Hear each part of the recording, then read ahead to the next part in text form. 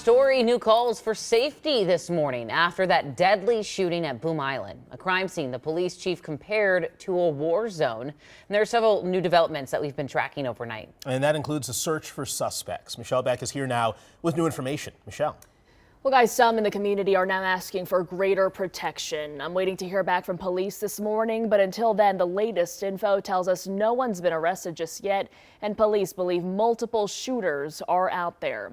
We now know the person who was shot and killed was Stagina Whiting. The 23-year-old from Brooklyn Center was shot in the torso, according to the medical examiner. Police say 5 others were shot Sunday night on Boom Island.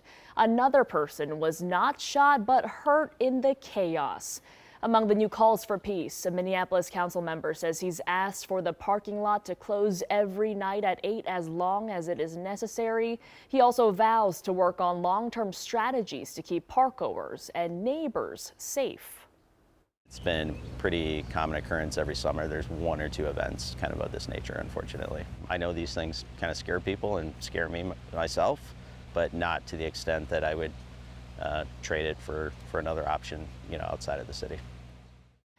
The words community outrage are written on a social media post alerting us of a press conference. A local activist will be speaking out at 11 this morning on Boom Island. Guys, that is in direct response to the shooting there. And you heard from that person that lives near the park. Have there been other issues? What's the history of issues at the park? Well, certainly. Councilmember Michael Rainville points to that in his latest newsletter. He says issues on Boom Island have been ongoing for several years now. Guys, you may remember in 2022, 7 people were hurt in a shooting there.